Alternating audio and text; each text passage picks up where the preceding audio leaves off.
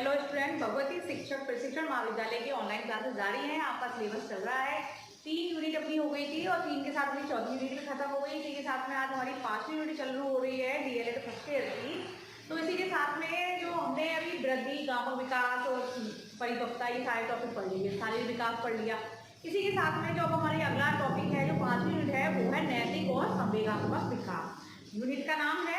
इसके साथ में जो पहला हमारा टॉपिक है वो है संवेगात्मक विकास। अब संवेगात्मक विकास का अध्ययन करेंगे हम, जिसको अपन कहते हैं इमोशनल डेवलपमेंट, यानी संवेगात्मक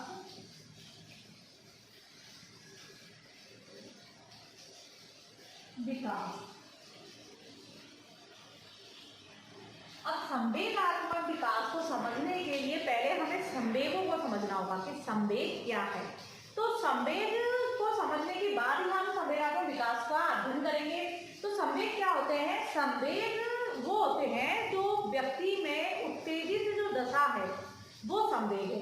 अब उत्तेजित दशा कैसे है संवेग की? उत्तेजित यानी किसी भी चीज को, कोई बालक हो, व्यक्ति हो, जैसे अचानक सांप आ गया सामने, सांप को देखिए एकदम घबरा जाते हैं, तो वो जो दशा है भय की, डर की, उसके बारे कांपने लगता है, कोई इंसान डरने लगते हैं, तो वो क्या होते हैं? वो संवेग होते हैं। अब वो कौन सा होता है? भय का। इस प्रकार से संवेग जो उत्पन्न होते हैं, जो दशा, चाहे वो खुशी की हो या दूसरे व्यक्ति को खुश देख के दूसरा व्यक्ति खुश होता है, किसी का झगड़ा हो रहा है तो उसको देख के क्रोध करने लगता है, तो ये संवेग है जो उत्तेजित दशा है। जब जिस समय पर जो चीज उत्पन्न होती है व्यक्ति के अंदर से या बाहर से, दोनों चीजों में, तो वो संवेग है। अब हम संवेग का अच्छे से अध्ययन करते हैं, संवेग क्या है क्या नहीं है, तो पूरे अध्ययन को हम देखते हैं। संवेग जो शब्द है वो, यानी संवेग अंग्रेजी के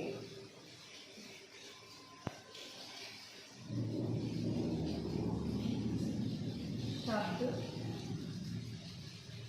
इमोशन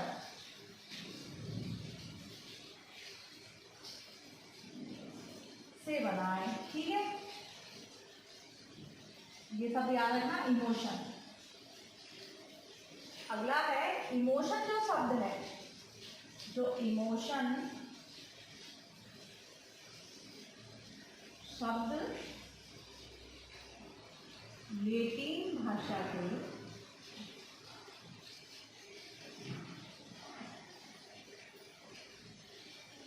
इमोवेयर शब्द से बना है, ठीक है? किससे? इमोवेयर से, और इंग्लिश का क्या है? इमोशन। अब ये चीज हो गई, यानी इमोवेयर, इमोशन, तो जिसका अर्थ क्या हुआ? उत्तेजित होना या उत्तेजित दशा, यानी इसका अर्थ होता है इमोवेयर का उत्तेजित दशा, ठीक है? अब उत्तेजित दशा तक हो गया अपन का। तो उत्तेजित दशा का क्या होना होता है कि जब व्यक्ति की उत्तेजित दशा वो होती है जब हम हैवी हो, कोई क्रोधी हो या खुश हो या प्रेम का भाव उत्पन्न हो, कोई सा भी भाव उत्पन्न हो, तो वो होती है उत्तेजित दशा, यानी उत्तेजित होना या दशा, दोनों चीज में कर सकते हैं, ठीक है? अब ये चीज हो गई। अब अपन इमोशन जो होते हैं, इमोशन क्या होते हैं? ये शब्द है पहला, संवेग जो है, इमोशन मान लो संवेग। तो संवेग जो होते हैं उसका अपन को एक आधार दिया है, संवेग क्या है? तो जो संवेग होते हैं ये होती है भावना। भावना यानी जो हमारे अंदर से उत्पन्न होगी, जो भी भावना आना, मतलब व्यक्ति के अंदर से या भारी रूप से जो भी भावना नजर आती है वो संवेग होते हैं, यानी अंदर की उत्तेजित दशा का होना, यानी उत्पन्न होना, उद्दीपक होना या अंदर से जागृत होना, ये सारी चीज संवेग है। अब उसी तरह हमने समझा है संवेग क्या है। संवेग को समझना जरूरी है। जो भावनाएं मनुष्य के अंदर उत्पन्न होती हैं तो वो संवेग है। अब वो भावना किसी भी प्रकार की हो सकती है। तो संवेग अंग्रेजी शब्द इमोशन से बना है। ये शब्द लैटिन भाषा के, ये याद रखना, लैटिन भाषा के इमोवेयर शब्द से इसकी उत्पत्ति हुई, यानी इमोवेयर से बना है, यानी इमोवेयर से इमोशन शब्द बना है, लैटिन भाषा शब्द से निकला। तो इसका होता है उत्तेजित होना या उत्तेजित दशा, ठीक है? इतना हमने समझ लिया कि क्या है, ये समझ गया हम संवेग। इसी के साथ में संवेग का अर्थ देख लिया हमने, और हम देखते हैं कि संवेग क्या है। तो संवेग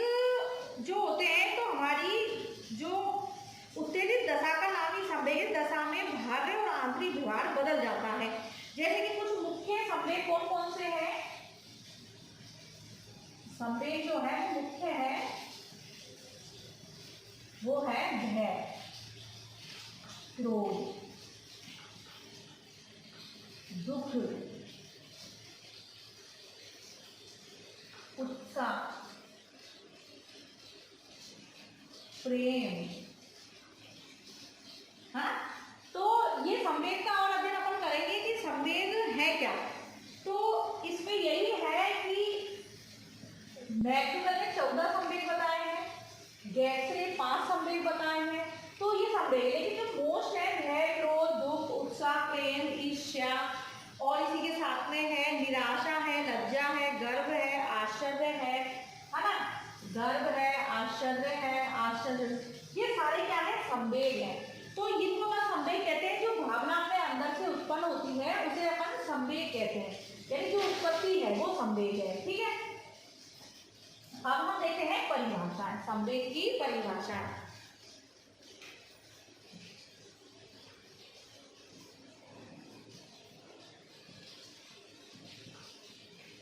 परिभाषाएं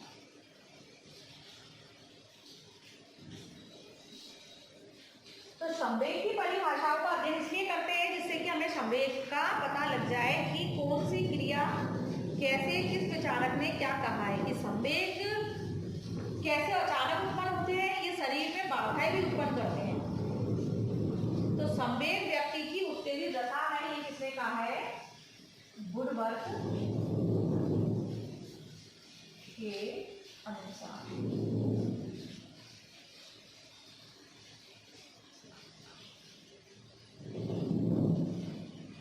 संवेग व्यक्ति की उत्तेजित दशा है। ये अपन परिभाषा इसलिए पढ़ते हैं जो एग्जाम में अधिकतर ये आती है कि कौन से विचारक ने कैसी परिभाषा दी है। तो इन्होंने कहा है संवेग व्यक्ति की उत्तेजित दशा है। इसी प्रकार से अब हम देखेंगे क्रो एंड क्रो के अनुसार। इस प्रकार क्रो एंड क्रो ने संवेग गतिशील आंतरिक समायोजन है जो व्यक्ति के संतोष, सुरक्षा और कल्याण के लिए कार्य करता है। यानी क्रो एंड क्रो ने क्या कहा है कि संवेग गतिशील आंतरिक समायोजन है। यानी संवेग गति जो आंतरिक समायोजन है, अंदर से व्यक्ति जो समायोजित होता है, समायोजन करता है। किसी समायोजन अपन हर चीज से समायोजन करते हैं कि अपन को मालूम है किन किन चीजों से, किन किन परिस्थितियों से कैसे अपन को समायोजन करना है। तो ये वो आंतरिक समायोजन व्यक्ति के संतोष, सुरक्षा, कल्याण के लिए कार्य करता है। कल्याण के लिए, संतोष के, सुरक्षा के कैसे? जैसे किसी को देख के अपन को खुशी होती है, तो ये क्या है? ये समायोजन है कि हमें उसको देख खुशी होती है और मन खुश होता है। तो ये क्या है? संतोष। सुरक्षा कि अपने माता पिता के प्रति अपन पे दया करते हैं, वो अपने से स्नेह करते हैं, प्रेम करते हैं। तो ये क्या है? ये सुरक्षा की भावनाएं करते हैं, अपन सुरक्षित हैं कि उनकी भावना अपने प्रति ऐसी है। कल्याण की, दूसरों को अच्छे से करना, कोई कार्य करना उनके लिए, तो कल्याण के लिए कार्य करता है। तो ये क्रो एंड क्रो के अनुसार हो गया। अब तीसरी अपनी बैलेंस इंटरवल, ये छोटी छोटी टिप्पण है, बाकी ड्रेवर की है और जर्सील्ड की है, अपन इनको भी देखेंगे, लेकिन छोटी छोटी जो है वो आपको याद हो सकती है। अब वैलेंटाइन ने कहा है रागात्मक प्रवृत्ति के वेग के बढ़ने को संवेग कहते हैं।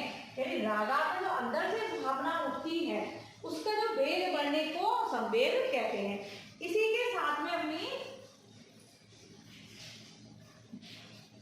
और परिभाषाएं हम देखते हैं जर्सील्ड के अनुसार। तो किसी भी प्रकार के आवेश आने, भड़क उठने तथा उत्तेजित हो जाने की अवस्था को संवेग कहते हैं। यानी जर्सील्ड ने क्या कहा है?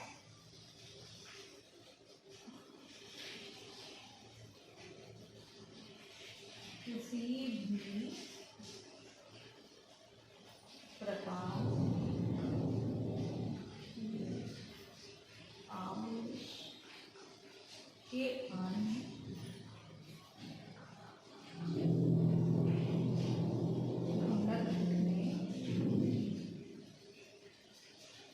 जर्सील्ड के अनुसार किसी भी प्रकार के आवेश आने, भड़क उठने तथा उत्तेजित हो जाने की तथा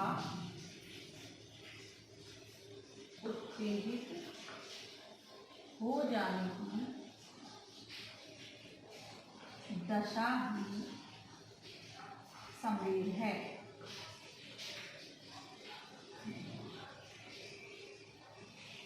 ठीक है, ये दिए हमको जड़ सिद्ध के अनुसार। चार हो गई। इसी प्रकार से किम्बल यंग जो है उन्होंने कहा है संवेग प्राणी की उत्तेजित मनोवैज्ञानिक और शारीरिक दशा है जिसमें शारीरिक क्रियाएं और शक्तिशाली भावनाएं किसी निश्चित उद्देश्यों को प्राप्त करने के लिए स्पष्ट रूप से बढ़ जाती है। यानी जो किम्बल यंग ने जो कहा है कि संवेग प्राणी की उत्तेजित मनोवैज्ञानिक तथा शारीरिक दशा बताया है। क्या बताया है? मनोवैज्ञानिक तथा शारीरिक दशा बताया है जो इतनी शक्तिशाली भावनाएं हो जाती है जिनका निश्चित उद्देश्य प्राप्त करने के लिए स्पष्ट रूप से बढ़ जाती है। इसी प्रकार से जो अगली है वो ड्रेवर के अनुसार है संवेग प्राणी की एक जटिल दशा है जिसमें शारीरिक परिवर्तन प्रबल भावना के कारण उत्तेजित दशा और एक निश्चित प्रकार का व्यवहार करने की प्रवृत्ति है। तो ये ड्रेवर के अनुसार भी हो गई, किम्बल यंग के अनुसार हो गई, वुडवर्ड, फ्लोएंड्रो, वैलेंटाइन, जर्सी। तो इन्होंने ये कहा जर्सी ने किसी भी प्रकार के आवेश में आने या आवेश के आने या भड़क उठने तथा उत्तेजित हो जाने दशा को जर्सी ने बताया है कि ये संवेग है। यानी इंसान व्यक्ति के अंदर जो क्रियाएं होती हैं वो सभी संवेग है। ठीक है, अपने परिभाषा में भी अर्थ में संवेग क्या है? तो संवेग वही है जो उत्तेजित दशा है, व्यक्ति की जो भावनाएं अंदर से जो उठती है वो क्या है? संवेग है। इसी प्रकार से अपन संवेग में देखते हैं कि परिभाषाओं का विश्लेषण में ये कहा गया है,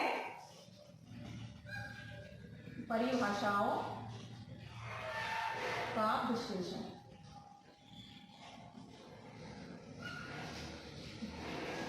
तो यही कहा है कि संवेग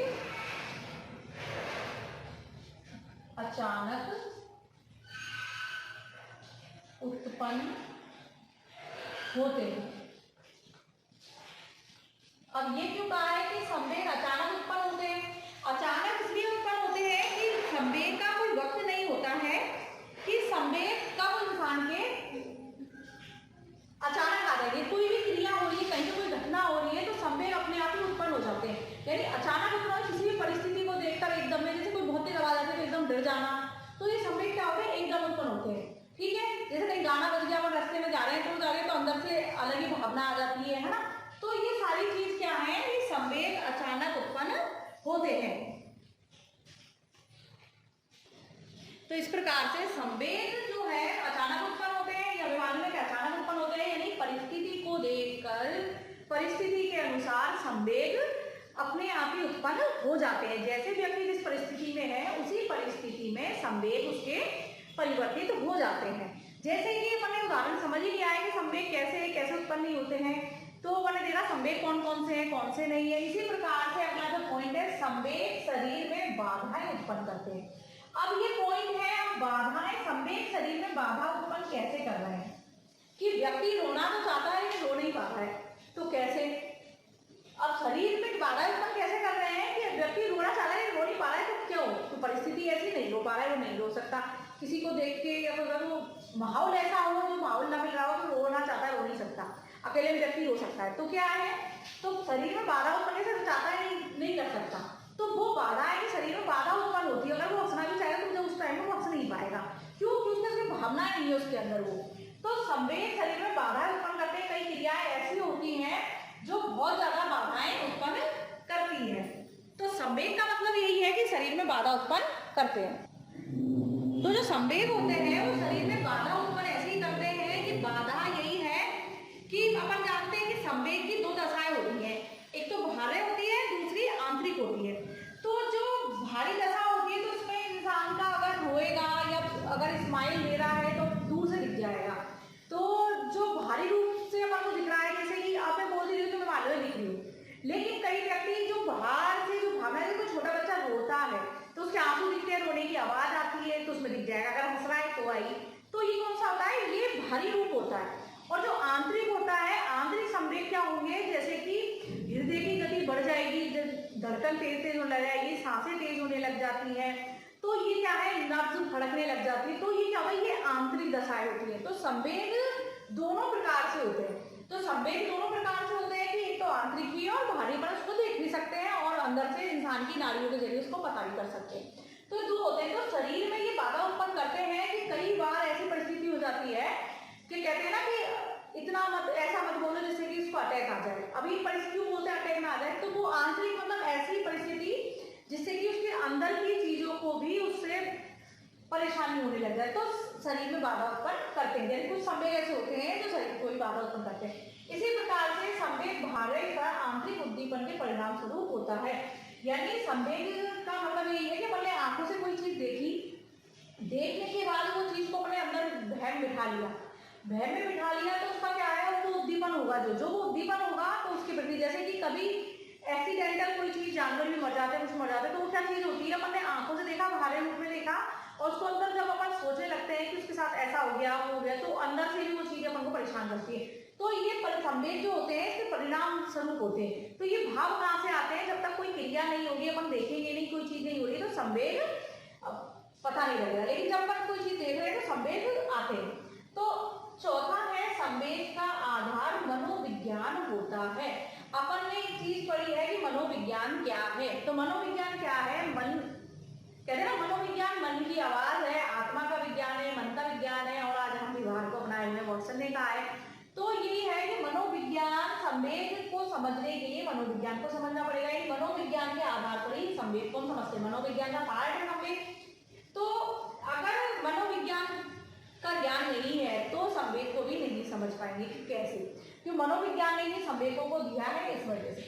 तो मनोविज्ञान का आधार है कि संवेग भी मनोविज्ञान के द्वारा ही है। ठीक है, यदि मन से भावना से उत्पन्न होंगे, साइकोलॉजी को समझोगे तभी तो संवेगों को समझ, इमोशन कैसे पता लगेंगे कि इमोशन कौन सा है, इसी की वजह से। तो आधार मनोविज्ञान है।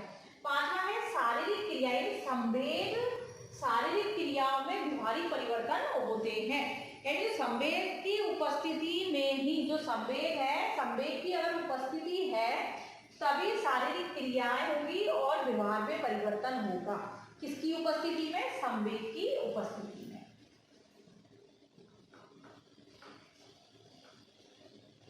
यानी संवेग की उपस्थिति है तभी शारीरिक क्रियाएं होगी, और क्रियाएं होगी तो व्यवहारिक परिवर्तन आएगा। कि जब तक क्रिया नहीं होगी तो संवेग नहीं, या व्यवहार में परिवर्तन भी नहीं होगा। यानी संवेग वो है जो अपनी भावना है। किसी को मैंने आपको समझाया है कि अगर दो व्यक्ति झगड़ा कर रहे हैं, तीसरा उसे बचाने आएगा, तो उसको तीनों में कौन सी भावना आ जाएगी? तीनों में क्रोध की भावना आ जाएगी, तीनों का माइंड खराब हो जाएगा, और क्या होगा? व्यवहार में परिवर्तन हो जाएगा।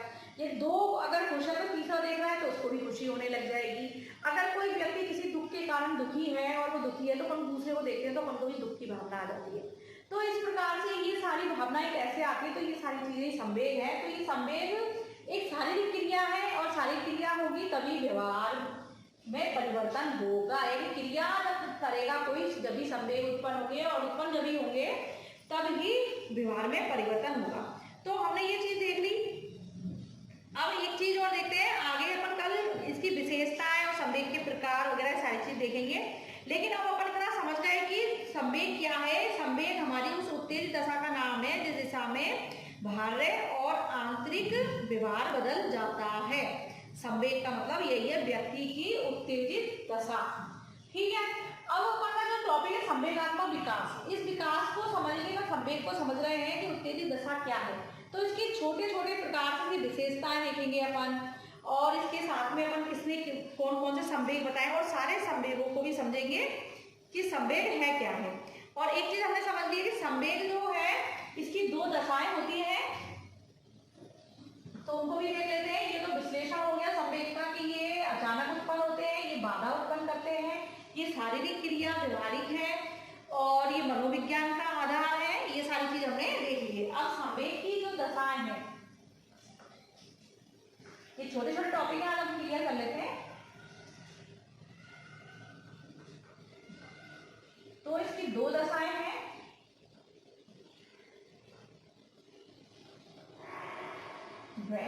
आम।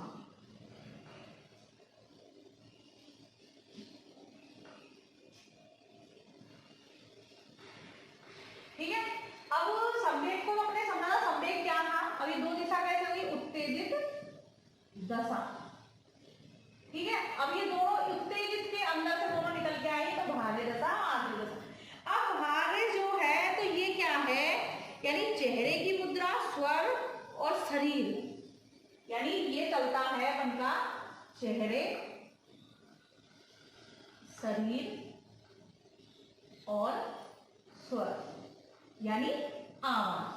अब चेहरे में कौन कौन सी चीज आएगी, हंसना आ गया है ना, चेहरे में हास्य आ गया, रुदन आ गया, प्रेम आ गया, स्वर में अपनी भाषा आवाज आ गई, और आसन में हाथ पैर फेंकना। यानी जो ये दशा है ये शरीर की भारी दशा है। इसमें क्या है, चेहरे पे कोई में प्रेम, खुशी है, कोई हंस रहा है, कोई रो रहा है, सारी चीज जाएगी। स्वर जब है कि कोई तेज आवाज में क्रोध में चिल्ला के बोलते हैं तो आवाज तेज, कोई प्यार हंस के बोलेगा, कोई मीठा बोलता है तो वो स्वर है। और शरीर जैसे कुछ फेंकना, तोड़ना, ऐसी क्रिया, तो ये भारी दशा हो गई संवेग की। और आंतरिक वही है, मैंने आंतरिक आपको समझाया कि आंतरिक है अपनी जो अंदर से उत्पन्न हो, यानी इन परिवर्तनों के अंतर्गत सांस, नाड़ी, हृदय तथा रक्त की गति में परिवर्तन होता है। रक्त की रासायनिक क्रिया बदल जाती है, पाचन क्रिया गड़बड़ हो जाती है, रासायनिक क्रिया, त्वचा के प्रतिक्रिया बदल जाती है। आंतरिक दशा में यही है, जो अंदर से जो क्रिया हो जाए आंतरिक पक्ष से, जैसे कोई ऐसी घटना होती है जिससे इंसान के पेट में पानी हो जाता है, यानी पेट में गड़बड़ होने लगती है, एकदम में वो किसी को घबराहट होने लगती है, कोई उल्टी करने लगता है, तो ये आंतरिक दशा क्यों होती है, क्योंकि अंदर जाके अपने जो पार्ट्स हैं उनको इफेक्ट करती है। तो ये संवेग की आंतरिक दशा है। तो इस प्रकार से मैंने देख ली, ये हो गई ये अपन की हृदय नाड़ी, ये हो गया हृदय, पाचन शक्ति और संवेग के शारीरिक क्रियाएं जैसे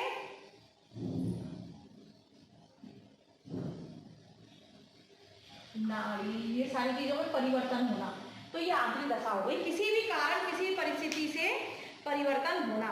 और जैसे कि कभी भी पसीना आ जाता है तो ये क्या है, पसीना आना भी आंतरिक ही है ना। तो ये सब सारी प्रकृति पर निर्भर करती है कि कैसी है कैसी नहीं है। और जैसे कि पसीना आना ये भी इसी आंतरिक दशा का है, ठीक है। घबराहट के मारे पसीना आ जाता है किसी किसी को, है ना।